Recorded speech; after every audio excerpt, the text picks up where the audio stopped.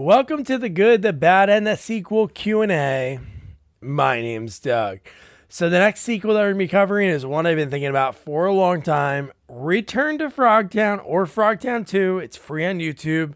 It is something. It involves a former guest of ours. Denise Duff was in it. Robert Zadar. It is just nuts. And this week's guest had a small part in this. Spaceballs.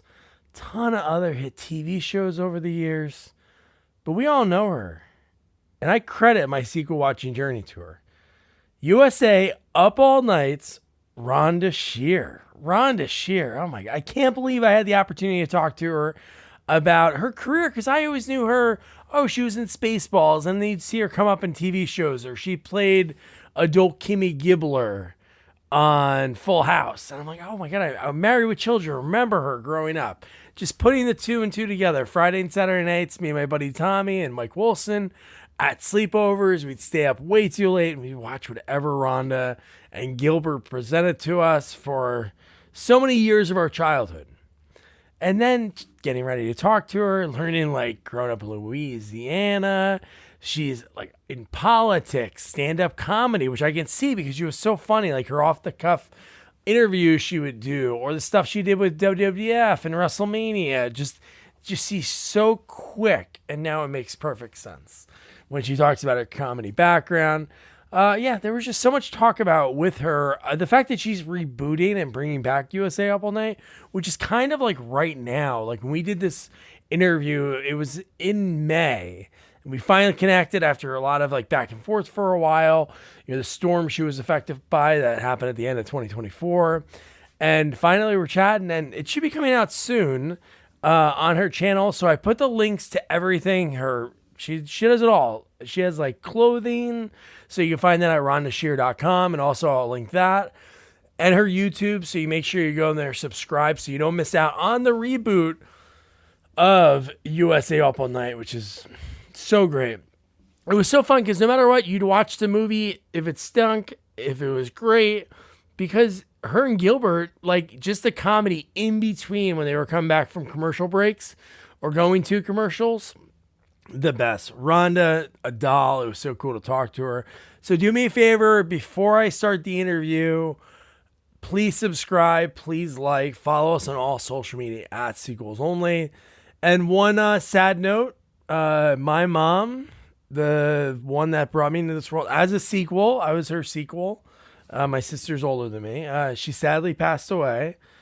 She was 65, and she was the best. And I'm gonna miss her. And she loved everything about this. Like she loved no matter anything I did or her grandkids did. But she was so proud that I was doing something that connected to my childhood. So it was so cool. And the fact that the interview with Rhonda's coming out at the same time as that, it was, she was the best. I love you, Mom. And, guys, wipe the tears away. Without further ado, here is actress, comedian, one-time politician, clothing designer, entrepreneur. She does it all. Rhonda Shear.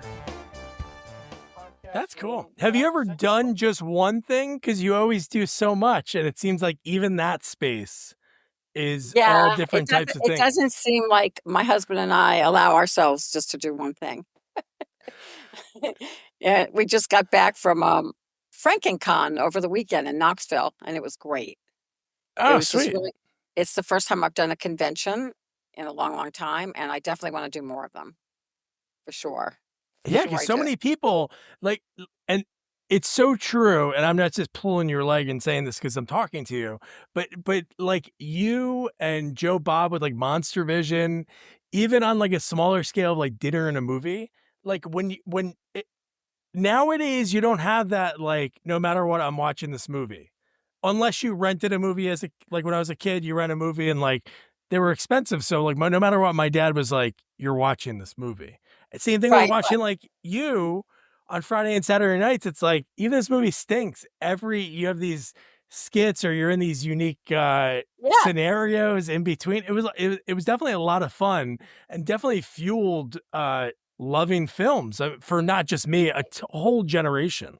I heard that from so many people over the weekend, along with, people that were probably in their early 40s who had children and had turned their children onto the clips. So now, or clips, or even Joe shows those. So now there's like this really young generation that's like, why don't we have this on our TV? Why do we have to, but Joe Bob, thank you for him, keeping that genre alive. But then, I definitely think there's a lot of people that are making horror films and lower budget films, and I definitely think there is a place for hosted movies again.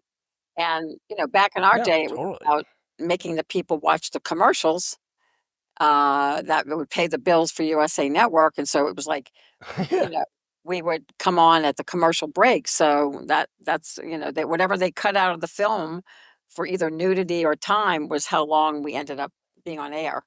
So, the sketches. So, yeah, I think it was a very innocent time. I think it was a fun time, and the compliments I got over at the convention were, like, just wonderful, like, so many people that grew up with me and Elvira and all these different hosts, and they really miss it, and they miss the innocence of that age, and like you said, the fun. There's just pure fun, just like, take your mind off of everything. You've been working all weekend, and you can watch these films and watch these silly sketches, which some of them are really, really great sketches, and some of the themes were really good. I mean, we did like 450 shows, I think, something like that, at least in my Yeah. No, tenure. and it was just like you said, it was a good way to just relax. Like we did it like at my age, it was sleepovers. Like that's what Right. we'd watch. It'd be like that's what we'd Yeah. do. You know, we'd stay up all night watching those movies. But to like your beginnings, and it's so true. Like you just mentioned, like you really don't know unless you. And now with social media, you can interact with people. People can comment or. But before that, unless you ran into somebody, which I'm sure you ran into fans of USA Up All Night when it was airing, but it's still hard. It's like people that make a movie. You don't know if people really enjoy the movie. Maybe some people walk up to you. It's not like doing a play or like when you're doing Right. You stand don't you up. don't get the instant gratification. Yeah, I get. Yeah. Yeah. And so it's funny because we aired a lot of films that were well-known films, but then and then even films that were more mainstream, like 16 Candles. I don't know how that fit Yeah. into the lineup, but it did. It was all USA Network's rather, film library that they ran and reran. So they owned those films or had the rights to so many airings of them. But, yeah, you didn't know, but then there were some that you knew by the ratings of the weekend. It's funny, USA Network never, um, would say, "Oh, it's you and Gilbert Godfrey that are creating the ratings." It's the movie that's creating the ratings. So, perhaps that's true, or perhaps it's a combination of both, but there was definitely, certain movies, like someone just wrote Friday the 13th, the marathons that or Toxic Oh yeah. Avenger that would definitely, people got to know and love through USA Network and were turned on to those films through USA Network. So, yeah, Yeah, it's a totally. shame, And but I think this definitely Friday the 13th. Because even though it was cut, I think it was I think it was when you did like Jason Takes Manhattan and you had the guy in like basically the non-Jason mask. It was like that white. And it was just funny, like he was just there and you were like having a full conversation. And it seemed like the way he was just there. It was so funny. Oh, it's so funny, yeah, it's so funny because a guy at this last convention came up to me with 2 Jason masks and had me sign them, and I'm like, "These are so much fun to sign." He got, like, these really cheap ones, like, I think I'm gonna get some and just, they're just generic kind of, and really flimsy, but they were so easy to sign. Because I definitely Yeah. think, people thought of me with Toxie, and they thought of me with Jason and Pinhead. There are certain characters, and, of course, the Scream Queens, like Linnea Quigley and all those girls, Michelle Bauer, they were always on the show. So, but we are rebooting Up All Night. We hope to have one up mid-June to end of June, and then we'll try to crank them out as often as we can, initially on YouTube. And then when we feel like we get that right pilot, then we'll shop that pilot around to Shutter and Screenbox and whoever else will. You can come in. It's a podcast. My husband's bringing me a fresco. Thank you. Oh, nice. Yeah, And you that's so cool. I was reading about how you guys met, like reconnected. on Yes, classmates.com? That's we did. It was what? like ridiculous. It was like I was dating all these moguls in LA and never dreaming of coming back or going anywhere else but LA. And then he reaches out to me through classmates.com, divorced over a year. And I just wanted to mess with him because I knew he had been watching me on TV and I was looking all fine and newly fired from the, not fired, but the show they pulled off the Yeah, air. And he caught me second time around and we eloped in 15 days. So that's it's, cool. He's like yeah, it was. watching WrestleMania with his friends and sees you on WrestleMania. No, he was watching Up All Night with his son after his wife went to sleep, Oh, so but he didn't cheat, and his ex left him, they yeah. just grew apart, so he was good, but living in Louisiana, so we ended up starting a business together. We lived in Louisiana for a minute, and Texas for a minute, and then LA for a couple of years, then we moved to Florida for Home Shopping Network because we started an intimate apparel business, never knowing that it would be the success that it became. So we've been here 20 something years now. So Florida's become Wow. home, but I still miss LA. I'm sure. Sure. So now growing up, so did you grow up in New Orleans or a suburb Uh-huh. of New Orleans? Grew up in New Orleans proper. Well, it was considered the suburbs about by the lakefront, but it's New Orleans. And Van, my husband, also grew up out there. So we went to the same junior high and then high school together. So we were truly junior high and high school sweethearts, which is just insane. Yeah. So I mean, I And how dated did it all. all begin? Like your journey? How did your journey into, I was it like started off stand as a up modeling? Like what was that first thing that you all the way in dipped New your toes Orleans, into? dancing school, and that led to pageants, that led to the talent competition in pageants, that led to me then joining theater in school and in college. And I wanted a career in broadcasting, but I thought more like newscaster because I didn't think I was going to be leaving New Orleans. But then Yeah. uh, I had this um, opportunity to go to LA when I was Miss Louisiana, and I ended up through the opportunity auditioning for a Happy Days when I was 19, and that, and I ended up reading with Henry Winkler and with Donnie, not Donnie Most, uh, uh, answer, no, the big one, the big, the big director. What's his name? Um, no, Oh, not Gary Mark. Marshall? No, Oh, is that the Opie? What's Ron Howard? Ron Howard?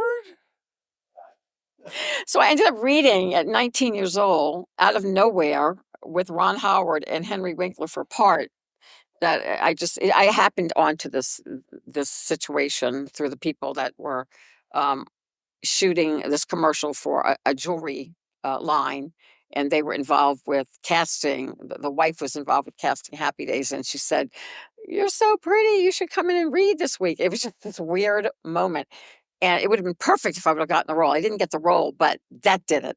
That taste of being on Paramount set in that casting director's office, reading with the 2 stars, which I don't think in all my years that I was there, in 26 years, I ever read with the stars of a show for an audition. So, and I mean, I did many shows. I read with the casting director and you got Yeah. cast, the director and you got cast, but never at the stars. But that was it. That was that I was getting now. My parents were like, "You're finishing college." And I was just a sophomore, I think, and so I had to finish school, and then I ended up running for office in New Orleans, so it took me a little, a few more years to get back out there, and it's funny, that was Happy Days last year, I think the last season, but I ended up doing 3 Happy Days episodes, so that was one of the first things I ever did, which was really cool, that it was like full circle when I first got there.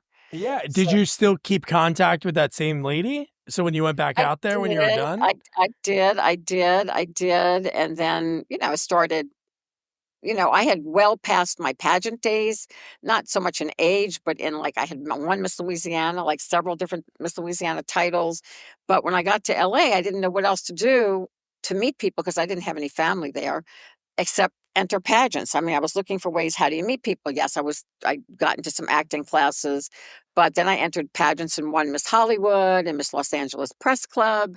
And that was like a big deal back then because that got me in with agents, and then one thing would lead to another, and I was pretty good at networking. I was shy, but I pushed myself to do this stuff, You were and shy? yeah, I'm very shy one-on-one. It's very Yeah. funny. I can push myself to be in front of thousands of people, but if I'm at a Yeah. party, I'm not gonna be the one going up to people at the party. I'm gonna sit in the corner and let them come to me. I'm not a lot of actors are like that. So, but, but part of the reason I got into comedy was to push myself out of that shyness or and being funny, and it was part of my defense mechanism over guys being too kissy smoochy back in the day. So, prior to the Me Too movement, where'd you start going up in LA? where did I start going? Oh, when I first started Like doing stand stand-up up. wise. Oh, I had started in a class called Harvey Lembeck. If you look up Harvey Lembeck, he was a very famous sitcom actor, and then an acting coach, and then his sons, Michael Lembeck became a big director, Michael Lembeck, but Harvey was like the master, and I took his class, and he taught me, and I mean, I don't think he ever knew my name. He would just call me, "Hey, girl," or whatever. He was really tough, but I started getting my confidence through improv, and I met another young comic or comedic actor named Kenny Ellis. And I said, we should do an act together. I just, so we started just doing this little act, sketch comedy together, kind of like our version of Saturday Night Live, and going up wherever we could. I mean, we'd go on showcases. In LA, there's a million showcases. We'd go on, oh gosh, there's a few names that escape me now, but even they would just have showcases all over town, and you could sign up for them and get on, and they would be not just comics, but they would be singers and dancers and I mean, you'd see Michael Jackson impressionists. It was ridiculous, but it was LA. Yeah. We used to go on at a famous country western club. On a Thursday night or whatever. And then that led me to a show. It was a Chuck Barris show that I was on, a pilot, and I met a comic on that show that I kind of fell for. I think I fell for his act, but then I fell for him, and then we ended up being boyfriend and girlfriend. And then I would follow him around to the clubs, and he had done 20 Tonight shows as a headliner comic. So Oh it my just God. got into my blood by watching him, and then one day I announced to him, to his chagrin, "I'm gonna be a stand-up comic." He made fun of me for years. "I'm gonna be a stand-up." And he's like, "Sure, go ahead.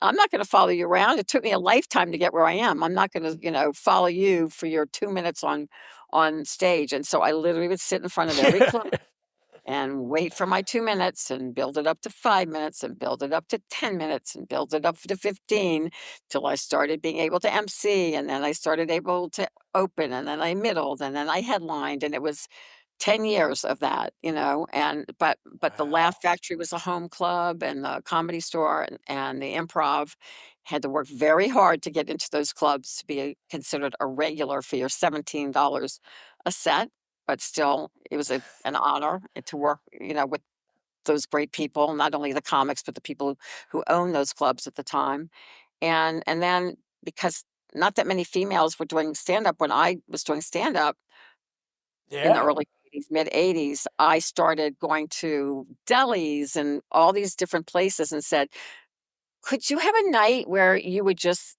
let us come in and they all had little stages, and we'll just do stand up and, you know, uh, not to be paid." And and I called it Rhonda Shear's Girls of Comedy.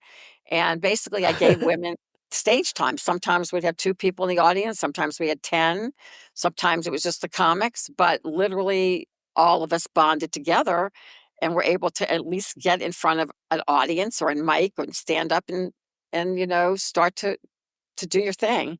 So it was a Yeah. really great time in LA to do that. I mean, I know people do start their careers, on YouTube and Instagram, not Insta, yeah, Instagram, Instagram, yeah, Yeah. and it's kind of amazing to me because I still, years ago there was an article that Woody Allen wrote that to get a new joke to work, it may work the very first time you do it, a real joke, like a great joke that's part of your act. It takes about 100 times to keep doing it over and over. And it may not take 100 times, at least, I never got to Woody Allen's level, but it did take many times. And sometimes you do a joke and it would kill. and then you do it over and over and again, and it never worked again, and then maybe you change a couple of words and it would work. Stand-up's an interesting and career, and it's hard because when you're up there doing your act, it all sounds like it's coming off the top of your head, but it's memorized material that you've worked out. And learning from this guy that I dated, Bobby Kelton, he taught me to create hunks of material. So if I started off on the hunk on dating, I think there's always dating because I was single. Um, but that wasn't going well, then I could jump to the hunk on dogs, or whatever. So you knew that you could jump to another hunk and then do have a couple of minutes there. So you were free associating, but you definitely had memorized material. It was real, and it's still that way. It's cool. Although now I have an agent that still wants to keep booking me in stand up, and I'm like, I haven't done it in a long time. I still love getting up and being funny, but I hate working on material now. I'm just in a different space, but I Yeah. wouldn't mind hosting a show. I still think I could be funny, have a few good jokes, and then play with the audience and not be quite as,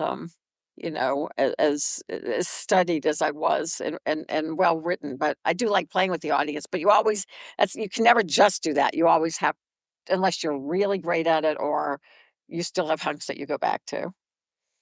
But, it's That's a like a great big thing in comedy right now, that there's some of those comedians, like the TikTok comedians and Instagram, that really they just show their crowd work. Like all of the clips you see online now for stand up, a lot of times they're just like this crowd working clips, which I know there's some art, there's obviously the art to it, but I love that you mentioned like the hunk thing.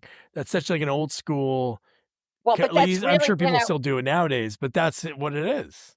trust me, that material is memorized. It's so funny because a friend of mine just said, "Oh," actually not a friend, a doctor, but he thinks he's really funny. He always tells me jokes when I go to see him. He's my ear, nose, and throat doctor. But anyway, he said, "Oh," he loved Jerry Seinfeld. He saw him 3 times in a year. One was at a doctor convention, one was at some crazy party that another doctor threw for God knows what he paid him in the hundreds of thousands to perform at his party, and one was I think he and his wife actually paid to go see him, and he's like, "Oh my god, he was so good."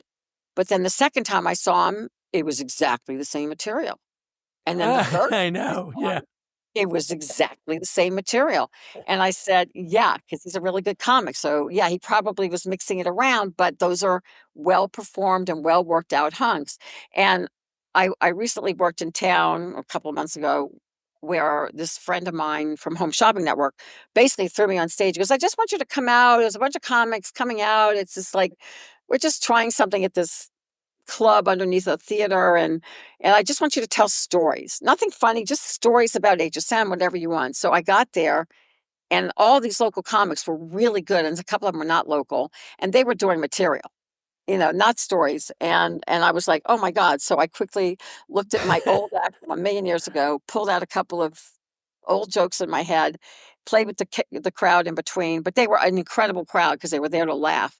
But the headliner that evening was a guy whose whole act is telling stories as though he's just talking like you and I are talking, but that's his act. Really? That's his act, but it's storytelling that seems so real, like it's off the top of his head, and like you said, it's a real talent. He was I can't even think of the guy's name, but hysterical, and just a different way to do stand up in a different way, but it's all memorized and it's all Yeah. seemingly like off the top of his head, but really great stuff. Because the stories were more Well, that's behind the cool. scenes of what happens. The stories were behind the scenes of what happens to him at clubs. But what it is was all material. Yeah.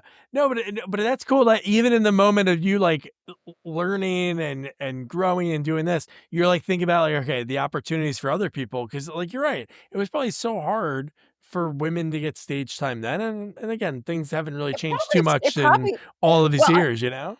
it's really interesting because now okay, when I started doing stand-up, I was told that I was too pretty, too sexy to do it, and that I had to look funny to be funny. And so, because that's what comics were doing, they were dressing down, the Paula Poundstones, except for Rita Rudner.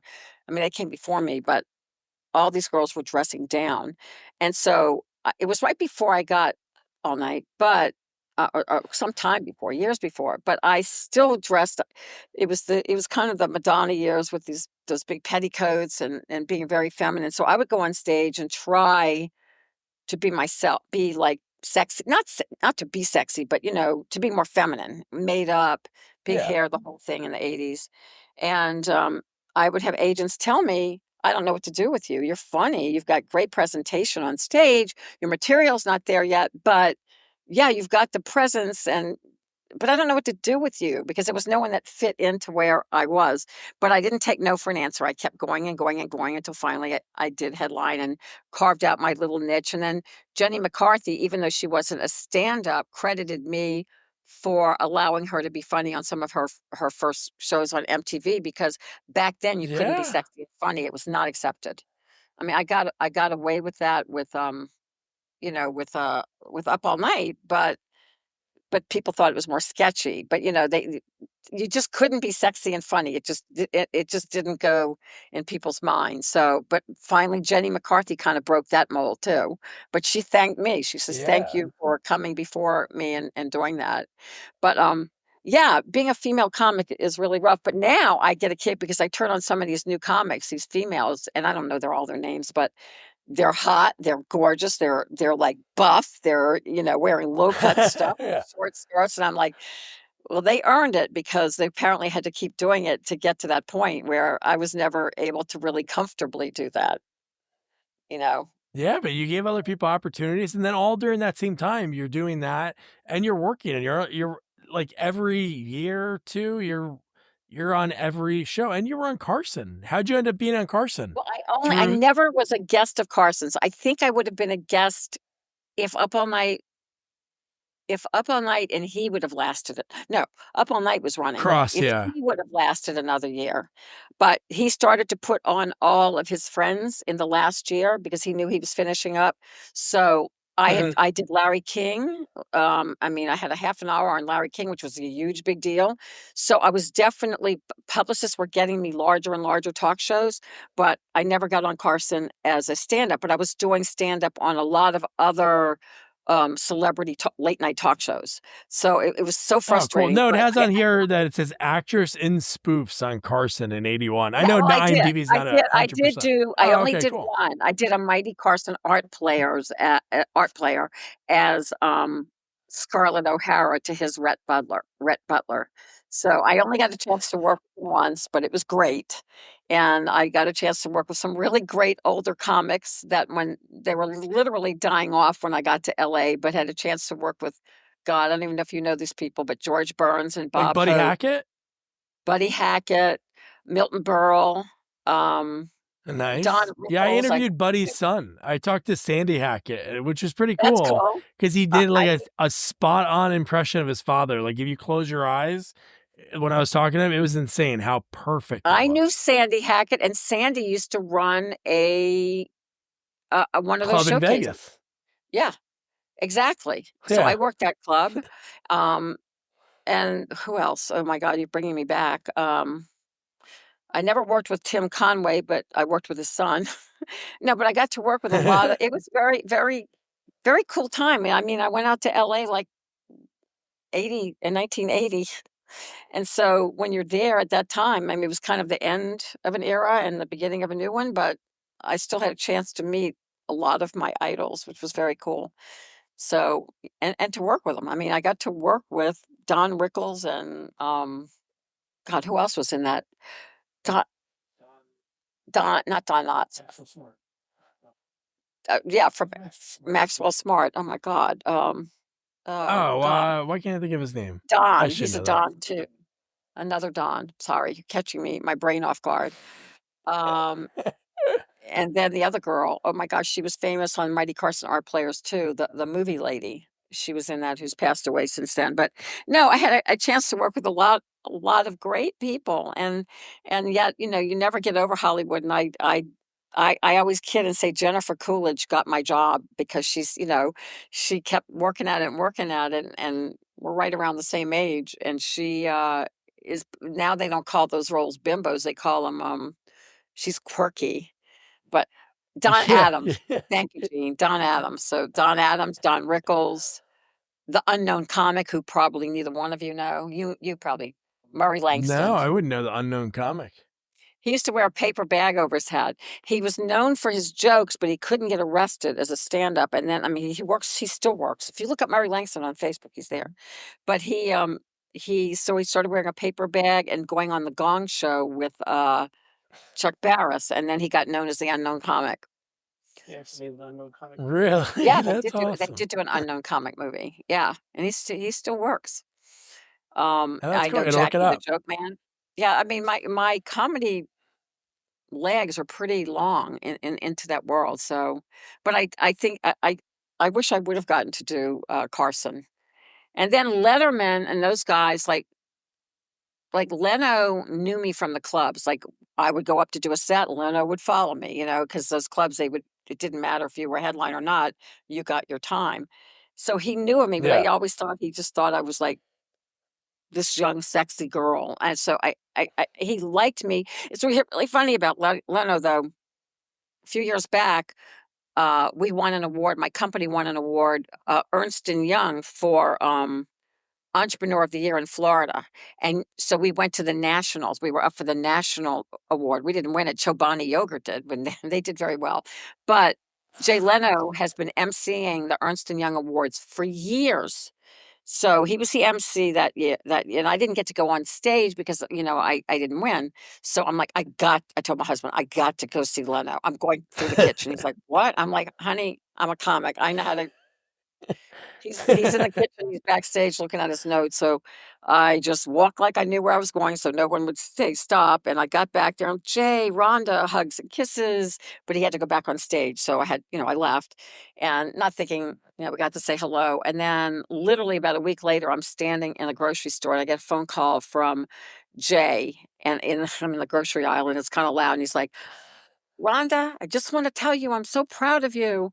And he goes on and on. He goes, you did better than staying in Hollywood. You're a mogul. You're an entrepreneur. Like you really did something with your life. And I'm really, really, really proud of you. I mean, it was very cool. It was very Yeah, cool. that is really cool. This episode is brought to you by Temptations Cat Treats. Your cat will come running for the perfectly irresistible Temptations Creamy Puree and Temptations Lickable Spoon Cat Treats. The best time to feed lickable cat treats to your cat is anytime. Feed by hand for a playful moment, in a bowl for a creamy treat, or as a topper to make mealtime fun. Visit temptationstreats.com to learn more. So yeah, and I think That's that was awesome. like his last year's, in his last years of hosting as well. But yeah, and so but I did all these. There were so many talk shows that I did do. I don't know if you found all those. Arsenio Hall. No, but I'm not Oh, even. But the cool. That's a good the one to guy, be on. the guys that like, oh God, who's his name? Deezy.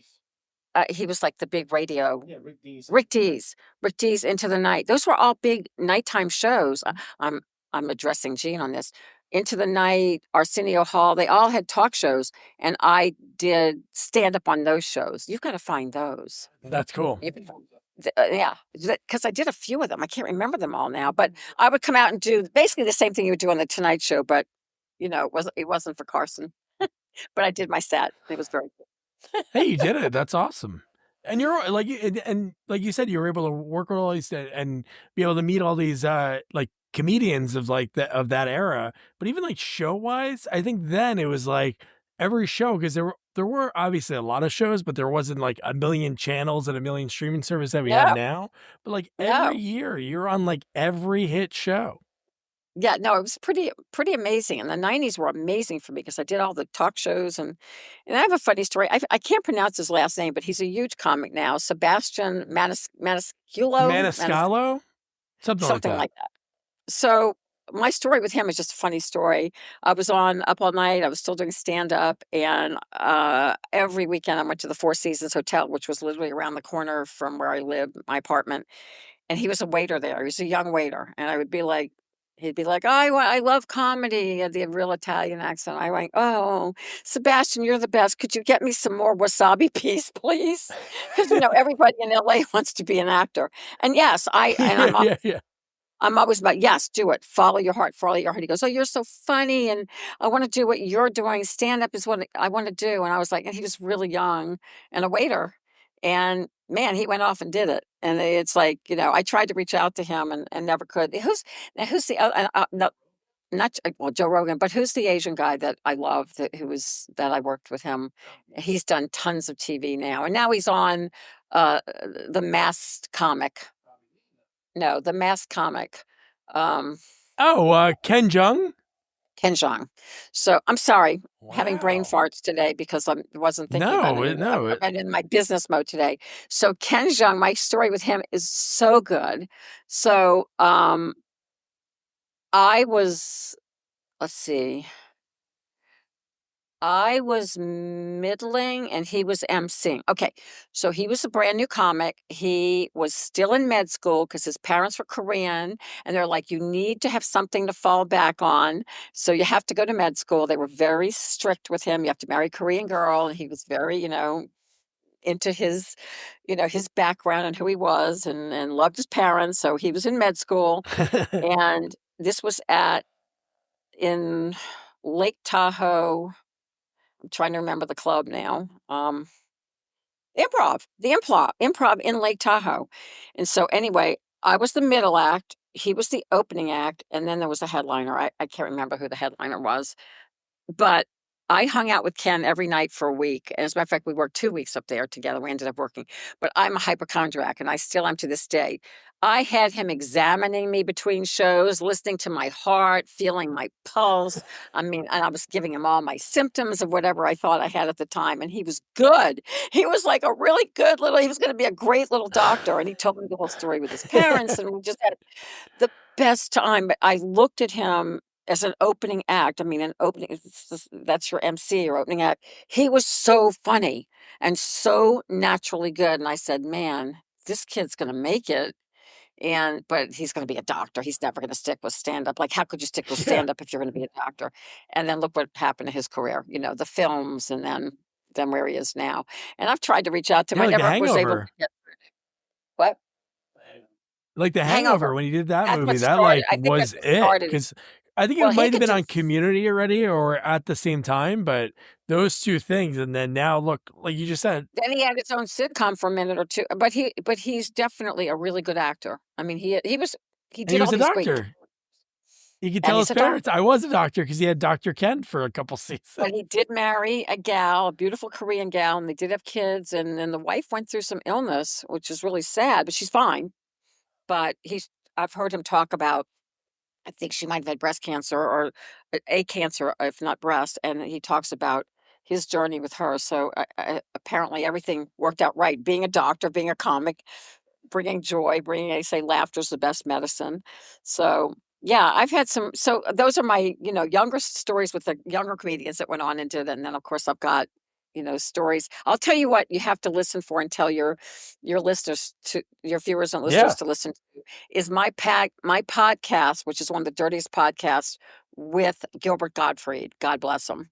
So I was one of his earliest podcast on his or guest on his podcast, and I know Gilbert obviously from Up All Night and working with him. I know how dirty he can be and how blue he can be. So and I know his impressions. So I started naming all the comics of yesteryear, like Red Buttons and what he whispered in my ear, which he really did, and Milton Berle, and then just all these guys that I knew that came through my life. And he went off into his impressions of what they were saying to me. Dirty, and funny. Somebody came up to me at this FrankenCon convention, one of the people getting an autograph, and said, that was my favorite podcast that he did in all the years he did it. He goes, you guys were so funny together. I got to But listen to it tonight. That's I awesome. purposely kept leading him to these names, knowing that he was going to take it and run with it. I knew it was going to be funny. I knew that I wouldn't probably come off as funny, but I knew that he was going to do what he loved because he loved all the old comics. And he could Well, do you're all a their good teammate. That's improv. You were good. You were passing him the You know ball, what? passing him the rock, and he was taking it. You know what's really funny that you say that is there was two people I worked with that I really thought my dream when I went to LA was to do a sitcom. It never I guessed it on them, but I never had my own. I'm still waiting to play the cougar. But there was two people I thought that I had incredible chemistry with, is in male chemistry, and one was Gilbert. And every time we would do a show together, I'm like, why doesn't the network see that we have this incredible chemistry? And I play up to him like he's sexy, but yet he's this nerd. And it's really this cool chemistry. No one ever saw it, at least higher up ever saw it. And then another guy who became a big Broadway music guy, Seth Rudetsky. Thank you, Gene, for being my brain today. Oh, I Another know guy that named name. I should know that. Seth Rudetsky was an upcoming Broadway musician, but actor. And so he got on Up All Night and wrote them, and we did several of them together where he played we need to do that. Where we're coming up with ideas for the reboot too, where he was my music teacher, and I kept thinking, spoofing that I could really sing, and then I take him to my high school reunion, and I take him to meet my sister one time, and then I take him where I'm auditioning for Broadway, and we had such amazing chemistry. But then, he went off and shot up into the Broadway world. And I think, he came down. I don't know if he did. I heard him speak or do stand up. I can't remember, but I just remember have him sign an autograph book for me. But, I know he went off and did really well in that world. But those two guys in my life, and they were both, not the handsome leading man type. They were the funny, almost nerdy kind of guys, but I had such great chemistry with them. And so That's I awesome. saw it, but no one else did, I guess. How Maybe did it's not like how did you get approached for Up All Night? Was that something that you had an idea of, or? no, I had an agent and I had a manager. I was with Dick Clark Management, and Dick Clark Productions had a management wing, and my manager managed Tim Conway Jr., who was directing Up All Night at the time. They had another gal named Caroline Schlitt on there. And so my manager knew, because Tim Conway was his client, that they were getting ready to recast her. For some reason, USA Network didn't like her. I thought she was good. Like, I was like, why are they getting rid of this girl? She's really funny. She was darker comedy. Like, she'd be more hip by today's standards. But I think what they were looking back then was for more sensuality. And so I kept getting cast. I kept going out for the girl next door parts and never getting them. So finally, when I got this audition, and I got it through my manager, I'm like, screw the girl next door. I'm just going full out sexy. I'm going to wear my hair big, low cut clothes, just act ridiculous. And I did. And it took 3 months, but I ended up getting it. And because it was all about keeping the attention of viewers until they watched commercials for Snapple and Snickers and, Budweiser. Yeah. And I would actually go out on calls with the advertising guys to go make sure that Budweiser's kept advertising for the next 3 years.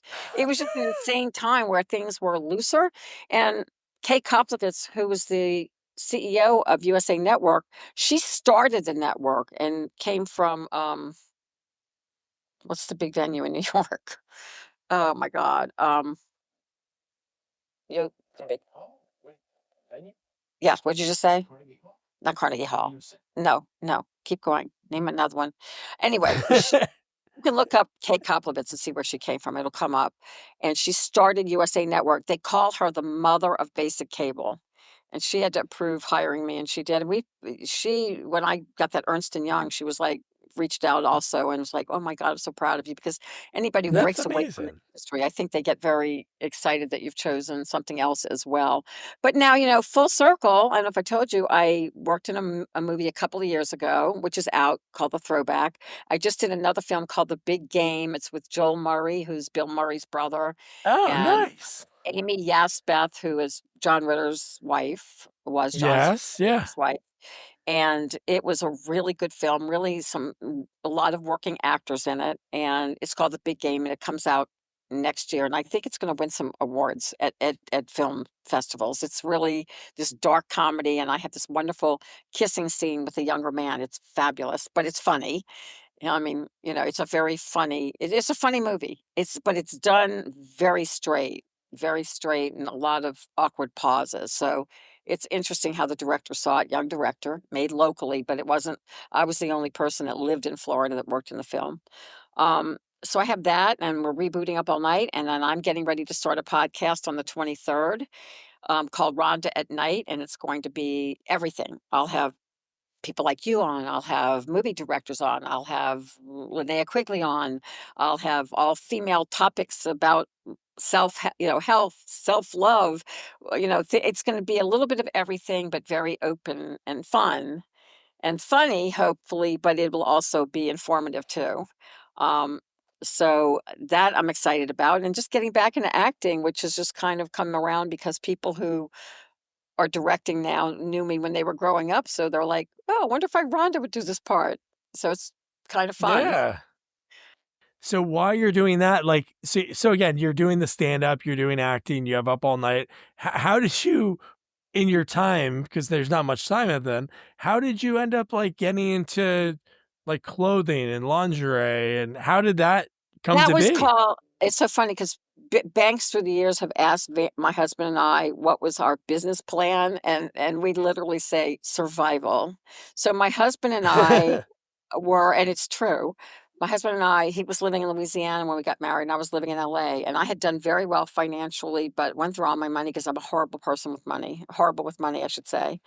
And my husband's a great businessman and had the business sense, but he also had gone through a divorce and ended up losing his company through some personal things with the ex-wife and all this nightmare. So we're both here. We get into this marriage and we're like, okay, we have a little savings. We're good. We'll find something to do together. I'll still continue acting and I'll do stand up. And then all of a sudden, and this is in my book, I have a book. So there's nothing I'm saying that's new here, or unless you haven't read my book, but we crashed and burned. We both had to file bankruptcy. We were freaking down and out. I mean, we still managed to eat well and live in nice apartments. I don't know how. We were using I hocked all my jewelry. We sold everything that we owned and had this whisper of a chance to reach out to Home Shopping Network, and so they took us in, we got some products, sold it, and I sold out right away. Well, my husband's counting dollars, and I'm just going, wow, I'm on TV. Not that anyone watches Home Shopping Network for the next star of the next film, but I was just happy to be on air again.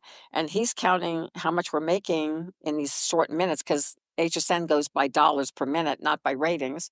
Yeah. And this little moment on air turned into 23 years of our business and slowly working with companies that would help us because we didn't have a credit line, we didn't have a banker. We kept making the money and literally putting it back in. And then we were living in LA. I finally he took my husband had never worked for anybody else but himself, and I had worked for myself being an actress. So, we pretty much he never was really good at working for anyone else either, but he when we really hit rock bottom there, he took a job and it just didn't work out in Dallas. So we moved from Dallas to San Diego. He never got a job there. We moved from San Diego. I'm like, well, I've got him out of Louisiana and it's close to LA. Come on, let's go back to LA. Maybe it's my time to shine. Well, people still hadn't gotten over the Up All Night character or what they perceived me as an actress to be. I was very stuck in that character. So for the few months that we were there, nothing happened for me except a couple of talk show appearances here and there. But I didn't get any other roles. If we would have stayed there, I would have aged out of that persona, but we didn't stay there because we got this opportunity and we started flying back and forth from LA to Florida to go on air with our product. And the company started to grow. And we did an infomercial on one of our products. And then the company blew up. I mean, we were like, where's this money coming from? What's happening here? We're getting entrepreneur. I'm like an entrepreneur. I thought I was a bimbo last week. Now I'm an entrepreneur. And so it was like too good to be true. But it really was the combination of my marketing and my design and my on air and stand-up comedy and hit all of his business strength. And then banks were coming to us out of the ears. No one would talk to us before. So it's been an interesting journey. And then we started producing worldwide our product and designing it. So we learned from literally not knowing and other than I love to design clothing, and I love clothing and fashion, Yeah. and I always loved it. Even on Up All Night, I changed 4 or 5 times in a night to keep people coming back to see, "Oh, what is she gonna wear in the next scene?" So I've always loved Yeah. costume.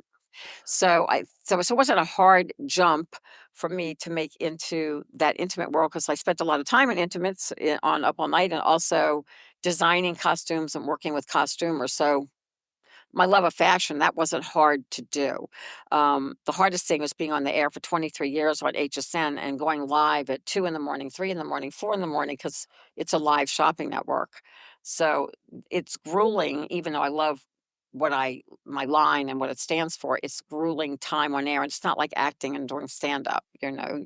I'm being cute and funny, but and talking about my Yeah. line, but you're still selling. It's not like your love of acting and just being immersed in a character or immersed, where you are.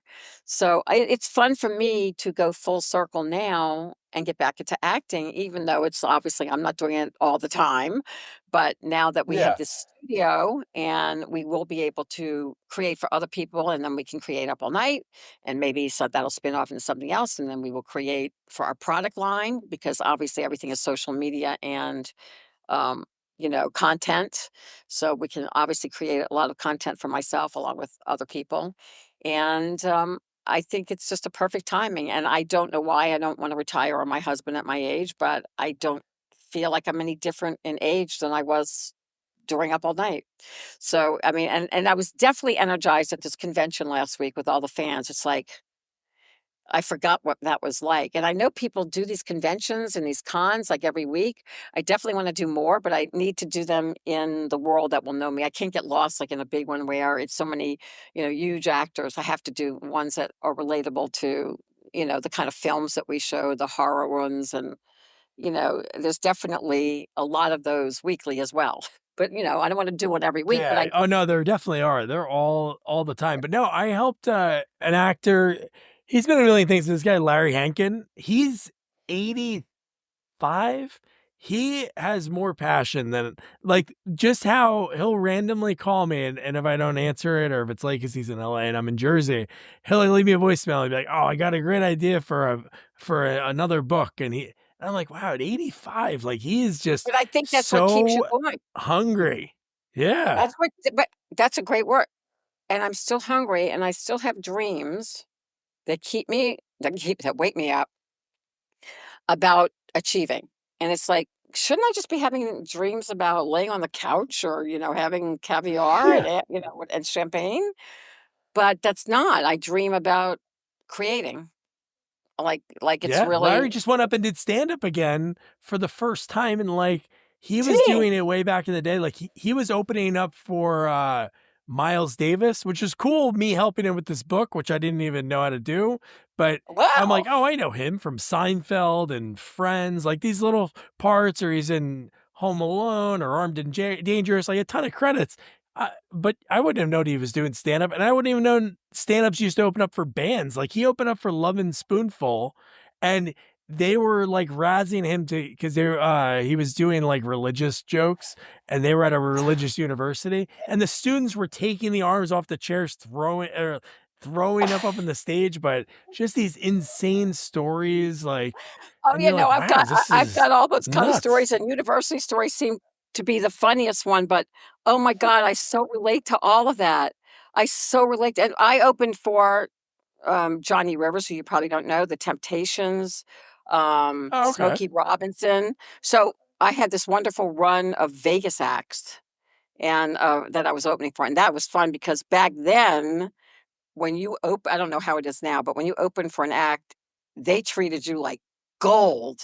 And then when my husband and I first got married, I rebooted a show that I had done a stand-up show called Rhonda Shear's Up All Night Pajama Party. And this is a show that my agent still talks about me doing, where it's me and all the other female comics on stage. All of us are on stage at the same time, like in a bedroom set, almost like an up all night set, in their pajamas and their nightgowns. And one at a time, they get up and do their best 15 minutes, but we kind of interplay with the audience and each other throughout it. Really cool concept. Probably I was ahead of my time because now these shows, you see these kind of shows out there where when I was doing it, no one was doing like theme shows. But when my husband and I first got married, we booked into Suncoast, which was a casino in Vegas, and oh my God, the treatment they gave us being the headliners of the room. So they asked us one night to hold the show for their top gamblers. And I'm like, sure, what do I care? Oh, please hold the show another half hour, whatever it was. And I'm like, I stay literally up all night anyway. And they're like, oh, thank you. And they gave us the King's presidential suite. It was insane. I mean, you see these suites in Vegas. I'm sure there's even crazier one, but I had never seen a suite like that. They chauffeured me and my, I mean, they'll take care of that anyway, but literally we had our own driver for the whole, I think it was 3 or 4 days that we were there. They got us into shows and restaurants. They took care of us like, I'm like, wow, that's what it's like to be like really up there, like a big. It was just very cool. And but even when you were That's a cool opening for concept. I haven't people, heard that type of show.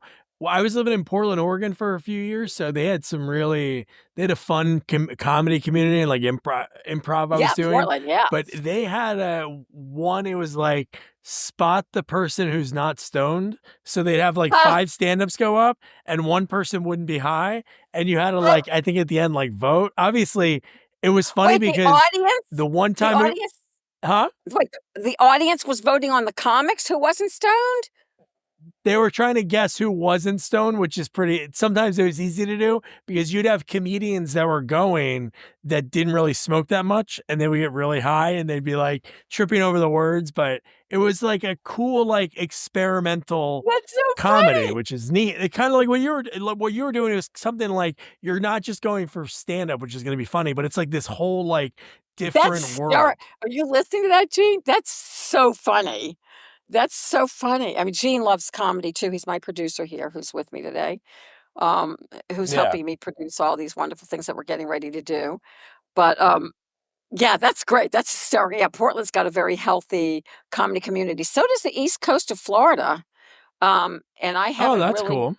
yeah, I mean, I haven't gotten into it here because I haven't had time because we've been so much into our business. And now people are wanting me to do it again. And I think, oh my God, will I have time to do that? I don't know. But I'd host a show. I feel like I could host it. I could MC a show, but I just couldn't work on doing an hour of material now. Although my husband laughs No, and but that'd goes, be just cool to like just do an MC every so often because people know you. They would go and then it would yeah, give the other people exposure. But even like in Jersey and New York, like the cable, not now obviously YouTube, like there's avenues to get stuff out there, but like those old like cable access shows, like there's a guy out here. yes, His show's not out anymore. It was called the Chris Gethard Show, and it was yeah, like an hour of the most obscure stuff. Like you had no clue what was going to wow. happen, which is what makes it fun. And that's why so many people, and I think came up to you last weekend and like I'm saying now, like when you watched USA Up All Night, like you really didn't know what to expect. Obviously there were themes to each episode, or when you guys did like the cross promotions.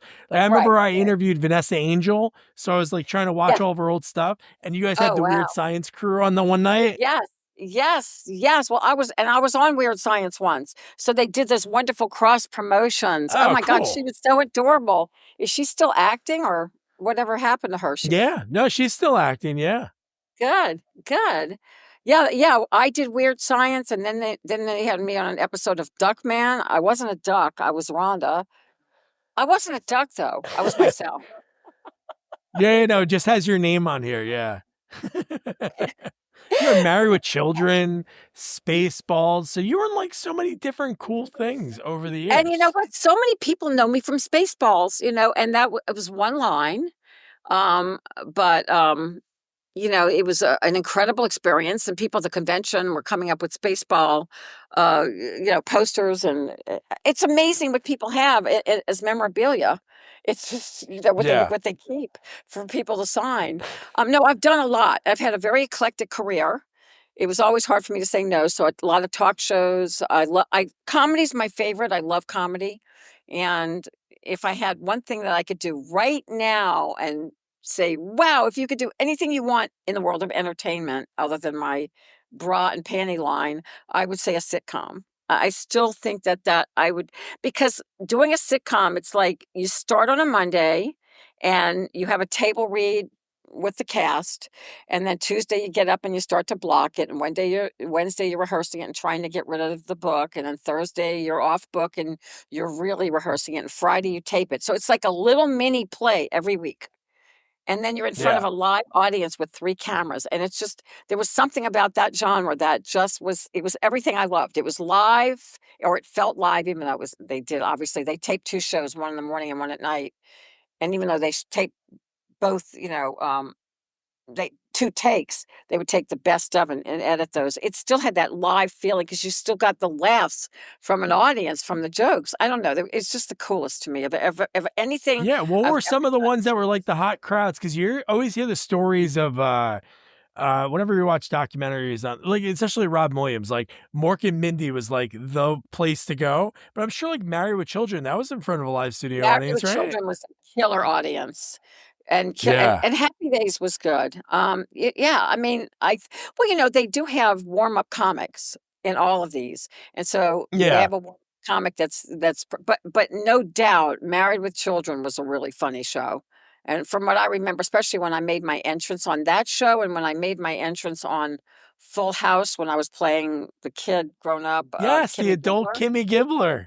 Huge response from the audience when I came out, the sexy girl, the sexy older girl, playing her. Yeah.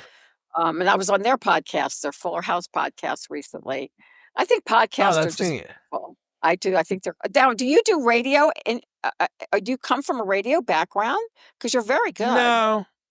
No, I think No, it's just my voice. I don't know. No, I'm an accountant now, but I did sales for a lot of years, and like I I love love it. doing like I love being stupid and like doing improv or singing a ridiculous song karaoke. Like I always enjoyed that kind. I was shy, like you. Like to be honest, I was really shy when I was in middle school, and then it hit like sophomore year, and then I tried marijuana, and it like opened up something for me. I don't know if it's like for everyone, but it really changed just my whole like outlook and maybe like the I way get my it. brain work or something.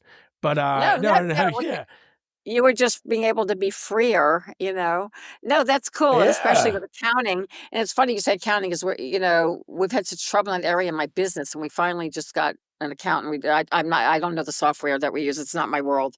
When it comes to numbers, it's my husband, but, um, accountants are usually, no offense, so dry because it's all Oh, very I black know. I know you're gonna black say and it. white and numbers, and we just hired an accountant, 2 women that are so cool, especially the main one. Yeah. Oh my god, she's I'm like, "Wow, I think finally this could be it." Like, they get me. It's like, I don't know, it's just really, really it could be really exciting, but, you that are always I mean, you have to be very, you know, perfect in what you do, I could never do it. My checkbook never when I back in the day, never balanced. I never my father taught me Yeah. how and never did. And my husband that's why we work really well together as a team because he's got that side of the brain. He's also very creative, but I've definitely the creative side. So I don't Yeah. have No, that's good that and apparently he's the yin sales. to your yang. But no, it's a good combo of it. And I love doing sales. Just like when I had kids, I was just like, I need something that has hours and like I can work from home so I don't have to go to Manhattan every day. And I can like work at night or work early in the morning so I could be at things. So that Sales was is like the most hard. important thing. But I think being able to do podcasts and stuff, it gives me the opportunity to talk to people that I really truly loved and admired growing up. And it's really cool because I love learning about how they get started because it's not like a normal thing. Like there's never No, like, it's oh never yeah, I one wanted to way. be an actor. I did this. It's always like a weird way to get into it. Like there's It's nothing weird. It normal is. Well, about it. especially because I majored in communications. I was very much a homebody, didn't want to leave my parents, but yet LA called me. I ran for office. I probably would have been a politician if I would have stayed in New Orleans, way ahead of my time. Um, but I said, let me just go out there for the summer. And then I had great luck because I hit the ground running. I always treated it like a business. Every day I worked at it. Back then, you'd send pictures and resumes and literally knock on doors. And that's why I had to push myself kind of like sales because you're selling yourself. And back then it wasn't all done Yeah. on the internet or, it was all done live. Getting an agent, booking showcases or getting in classes, hoping an agent or a casting director would see you. It was insane and my parents Yeah. helped me in the very beginning. So I never wanted to make them think they were wasting their time or money. So it was a business, and I reported to them like they were my bosses every day. So, and I respected that. And then I did have pretty good luck in the beginning, along with my hard work, and things started to pay off. And I was out there, and I never thought I'd move. I mean, I'm still shocked that I moved because I really loved LA. Of course, I loved the business I was in. I'm not sure how I would have felt if I was doing something else. It was a great community of people. I still have a lot of friends in the acting world from out there. It's like once you have those friends, you understand it. You know what you've been through together, or Yeah. not necessarily together, but you know what it takes to get there. And I'm not sure if people understand. They just think, oh, it's a glamorous life. It's so fabulous. You're on a set. It's so I know exciting. people And doing that. I know. they don't get it. Just the stories, even like talking to people in these interviews, or like getting more in depth when I helping out Larry. It was like, you might think like somebody's on a movie, but like it's not that it's grueling. It's not hard labor, but you Right. sometimes are sitting in a trailer hey, you gotta be on set at 5, and it's like they don't call you until 3 in the afternoon. You're Oh, you're no. doing Yeah. nothing, just waiting for No. your name. That's like hard. It's like, all right, come on, you're No, it's on. horrible. It's horrible. The film I Yeah. just did, the scene I had, the my big scene, which was my big close. Well, I had it was, I mean, I was in a lot, most of the film, but the scene with the guy where, I'm trying to come on him and there's something going on and he's trying to get away from me. But that was like a big scene. It was like a little turning point in the film. They ended up doing it at 5 a.m. and I was called in at, I think, 3 p.m. So it was a long, long day. And then to pull myself, I mean, I'm not 20 anymore, that energy out of me, it was fine. Once I did it, I was full of energy, obviously, and then you're wired after that, so you can't sleep. No, Yeah. it's not easy. But it feeds your soul if you love it, and I always encourage everybody. People go, what do you tell people? It's hard. They usually don't make it. People don't usually make it. It's true. Whatever making it is. I mean, I think I worked the whole time. So to me, that's making it. Um, Yeah. Different levels, obviously, but I always encourage people to follow their dreams and never wonder about it. Never go back and say, gee, I wish I would have done that. Oh, 100%. Yeah. Cause you can never, like, you're 90 years Yeah. old and you're like, oh, I wish I would have. It's like, well, just try it. Try whatever Yeah. you're thinking about. Yes. Yeah. You can't, well, I think it's impressive that you get all these different guests, and you'll have to share some of your guests with me because I'm looking out there right now Yeah. too. And, Well, I'm sure you know, most of the people are people that you've talked. Like one name I was going to mention, because this has been great. What movie wise, because like you were saying, like, hey, I could never say no. One movie I talked to Denise Duff, from Frogtown 2. oh, I know you had a small part in it, and I think you were only yes. you were just like on communication on the TV in one of the scenes, I think. I can't remember what I did. There's very few things that I can't remember at all. That's one of them. I knew I Yeah. was in it, Return to Frogtown 2, but I forgot what I did. Yeah. I'm glad you reminded me. We'll have to rent it to see or get it. And there was a couple of other ones that I've done that I can't remember. My parts were so tiny in them. And what's really interesting though is that I hosted all these movies. All of these movie producers came through the set, and directors. What's the big one? That won the B minus movie? Roger Corman. Oh, He was nice. on the B minus movie awards that we had. I could have talked to these guys at any point. I mean, I was the right age, I was the right look, and just said, I want to be in one of your films. I had zero interest. It was all about doing comedy to become a sitcom actress. I had zero interest in the films.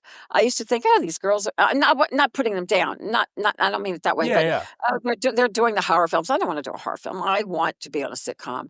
So I mean, I had these blinders on so tight that I never saw that if I would have been in some of those films, it could have led to great, to me. And then some of the films I did later on, which were a little spicier, and it showed off my acting chops. I'm like, man, I should have been doing these films a long time ago, and I could have. Yeah, yeah, These yeah. people were so accessible to me, but I never once reached out to those people. And it's still, I'm like, man, youth is wasted on young. I was just stupid. It was just stupid, right in And front that of me. was at the time, if you like did movies, it was like if you did movies, if you're a movie actress, you couldn't be a TV actress. Well, Like oh I know yeah. some people did that, but it was like really a No, no thing. no, you did not mix it. You were either TV or film. Absolutely. Yeah. And that's where I looked at him like, I'm not gonna do films because I want to be a TV actress. I mean, I was Yeah. a TV baby. I grew up watching I Dream of Jeannie and Bewitched, and I wanted to be like those women, and I just had my blinders on, and it was just like so stupid. And again, some of the films I did later on, I'm like, wow, I should have done those films. It would have been just fun, and I would have made money, but I just didn't think of it. So now I'm doing it. Never It all too worked late. out. Like you're You're where 85. you are right now. If anything would have changed in that timeline, you wouldn't have reconnected with your junior That's high and high true. school sweetheart. So That's that's why I true. always No, look at those things when you think back, like, oh, I should have tried this. I should have, then I wouldn't be where I am right now. no, it's Another true. a last thing, and I think I know the connection was probably because USA Network and Monday Night Raw, but how like it was WrestleMania 10, right? That was the one that you worked at. WrestleMania 10, I was the bell ringer, the ringer bell or whatever. Yes, USA Network at the time owned, I don't know if they owned it, but WWF, Yeah, and Raw aired was it. on Monday nights on that Yeah, channel. so it was Yeah. always on. So they always had other shows. Yes. So they did USA Network, I have to say, did a lot of cross promotions. And so I covered for them. We did up all night shows where I would go and cover some of the fights and the guys. And then they did cross promotion where they would bring me to Vegas. And then I forget, was it Shawn Michaels? I think was it Shawn Michaels? Shawn I don't know. Michaels One is of your the, famous clip. Shawn Michaels is that famous, right? When he's talking with you and like flirting with you, right? So Shawn Yeah. Michaels, they set it up where I was in a few magazines with him that he was my boyfriend. So people really believed it. And so we did all these cute, these photographs together where he's like looking in the mirror and pushing me out of the way. It was all set up. But I got to hang out with these guys a lot. So I got to know them. And I didn't think anything of them other than they were like, to me, they were like sort of somewhere between comedy and carnival. They were Yeah. really interesting. And then I would go out to eat with them and they would eat a pile back then. I don't know how these guys, they would say probably differently now, but pancakes for the carbs and then a pile of meat. I've never seen anything like it. They would just eat like going out to dinner like the casinos would feed them like crazy amounts of food. So I covered a lot of stuff for USA Network that was on USA Network, like the famous boxing matches from Vegas. But so Yeah. anyway, that is how WrestleMania came about partially because my publicist, Jenny Garth, at the last minute backed out. I think it was Jenny Garth. I think it was Jenny Garth backed out. And so there was an open, not at the last minute. There was no, I'm confusing two different things. I was just confusing Circus of the Stars, which I did. Jenny Garth backed out of Circus of the Stars. Jenny Garth was on WrestleMania with me. But yes, WrestleMania did come through USA Network. So another show, which I don't know if you've ever aired that one, Jean, but my Circus of the Stars, which was back then, they would have this show where they would have television stars do real circus acts. And I Oh, did. really? That's Oh, awesome. it was an amazing show. It was a year, and I worked with Leslie Nielsen, Downtown Julie Brown, and major stars were on the show. And I did like an aerial acrobatic routine, comedic, but people did the tigers and the lions and the tightrope and the whole thing. It was the most amazing thing. But Jenny Garth backed out of that, and I only had like 2 weeks to prep, flying around in the air. And but I did it, and I got paid a whole lot of money, so it was really great. Wow. So Was I've that been through trying to USA do it. Network? That was not. I had a great publicist, back then, publicist. I don't know if they still do, but that's kind of, it was kind of a weird place. It didn't fall under an agent, but it fell under a publicist, and they would look for acts and go to publicist. And maybe Leslie Nielsen was promoting a movie, so he's going to be on Circus of Stars, so he'll get to promote the movie, and he'll be the ringmaster. He was like, I'm just naming, I don't remember what he was promoting at the time, Yeah. but so it's like a cross promotion thing. But yeah, I mean, they paid a lot because you That's would cool. join. What channel was that on? Oh, I think it was ABC. It was definitely on a Really? major I hope I network. could find that. That's got to be Yeah. on. Trust me, you can It's on. find anything on YouTube. I'm sure that's on there. Jean created a YouTube channel for me called Rhonda Shear TV. So if you go there and you look Oh, up cool. not WrestleMania, well, probably WrestleMania too, but if you look up Circle of the Stars, it'll come up. So yeah, That's I mean, awesome. so yes, I've had this crazy eclectic career, and the fact that I just put those two to get things together. It's kind of funny, but I know, right? yeah, Well, they're WrestleMania. it's So I funny. think, They're two separate things, but you kind of the way you talked about wrestling, it is kind of a circus. That's really what it is. You'd see these I'll tell guys you. beat each other up, yelling at each other, and then they walk past that curtain, and it's like, oh man, that was fun. Like, Well, yeah, yeah, and they actually speak. Circus performers have their own language called Carney talk. I don't remember how. I mean, it's like a lot of slang and a lot of words that we wouldn't know. And wrestlers speak Carney talk. Yeah, you need to look that up. Carny. So they that's cool. have that. They speak Carney talk the same way carnival performers do.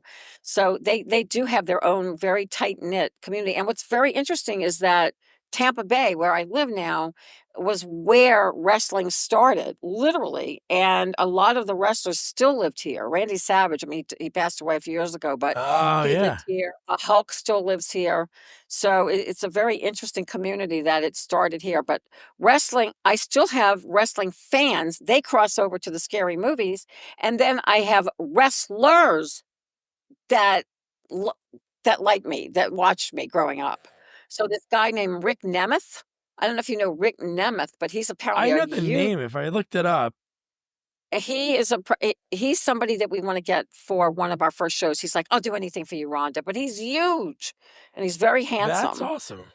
So I think we definitely want to have a tie-in with wrestlers because it is definitely the same fan base as the horror films. I don't know why or how, but they Horror, are. yeah, no, I can see that. Oh my gosh. Oh, that's Ryan Nemeth. Oh, Nick Nemeth. Rick That's Nemeth. Dolph Ziggler. Yes. He was on WWF for all those years, and then he Yeah, left, and now he's like crushing it. Oh, cool. yeah, I did a podcast or something with him. We were on a podcast. There was a bunch of us. I don't remember which podcast it was, but he was like, he was hysterical. He's like, I can't even stand talking to you. I was like, oh my God, you're like crushing on me. And it's like, you're so famous and so gorgeous. And he goes, you invite me to Florida, I will come down anytime to launch up all night with you. So we got to reach out to Nick Nemeth again. And his name just Yeah, popped into my that's head. awesome. Yeah, but Nick Nemeth is the really famous one.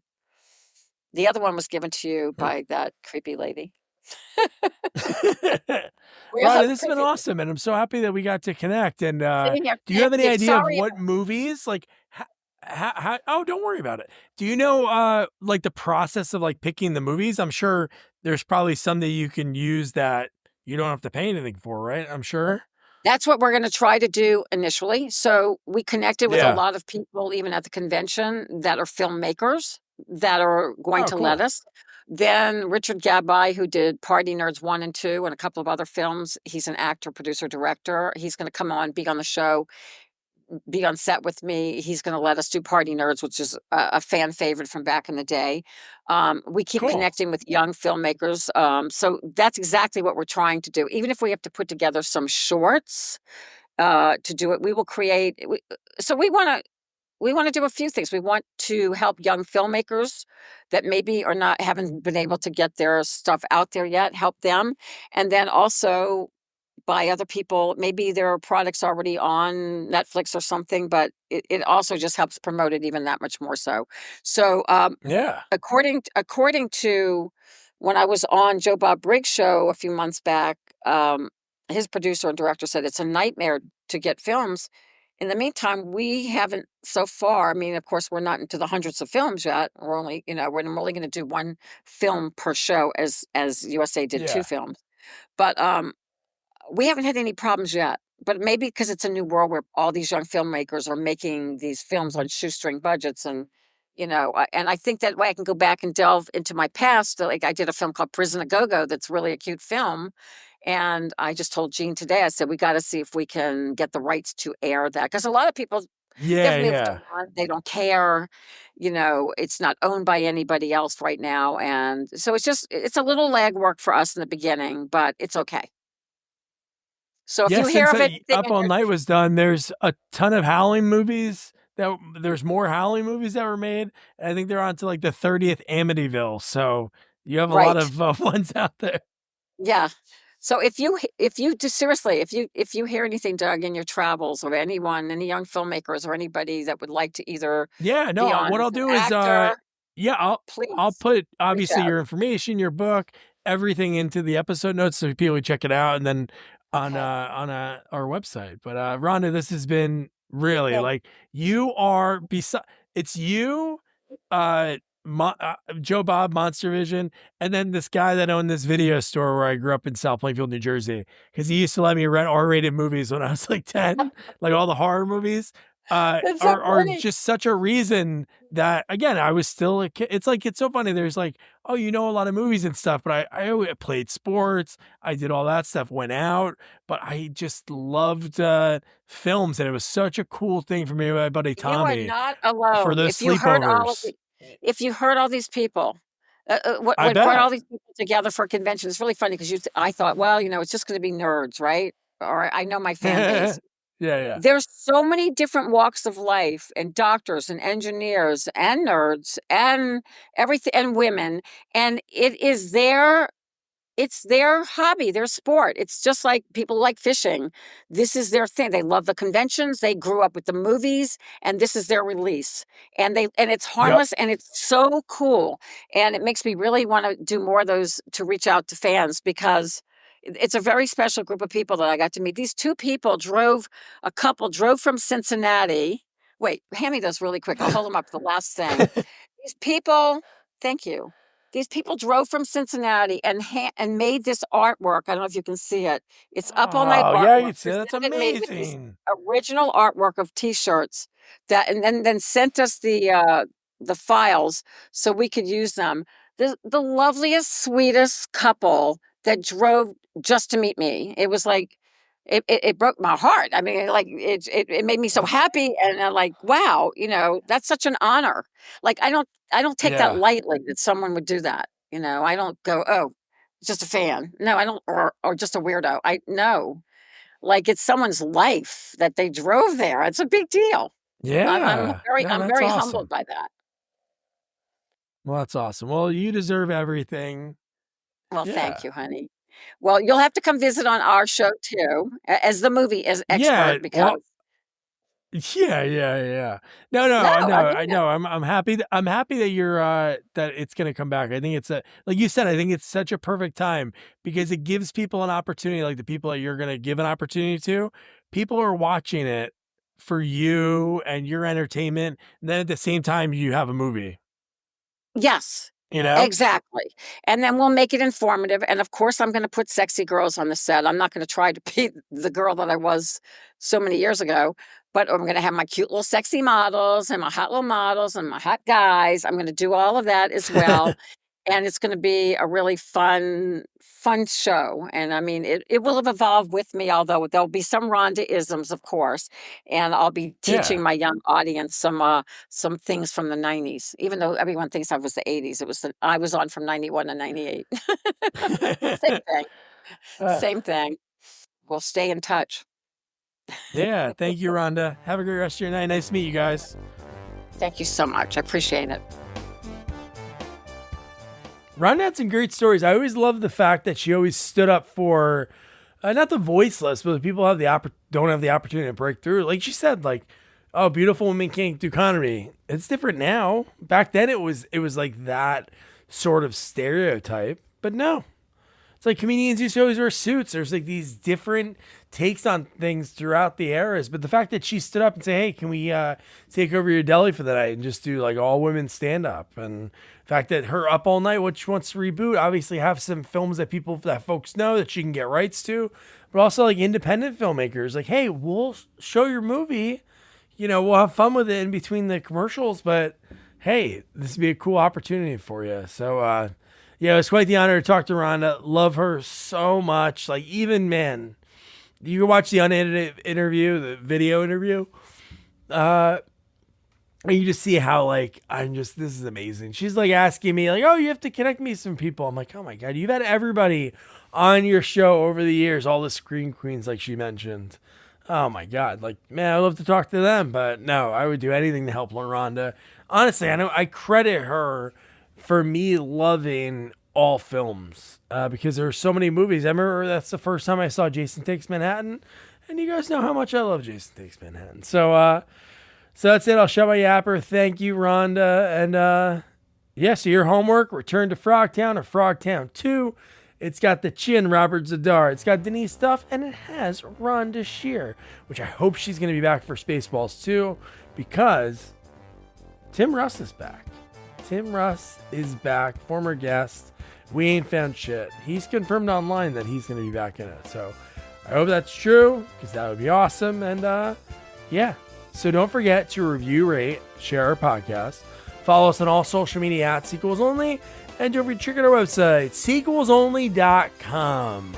Good night. Good night. Good night, guys.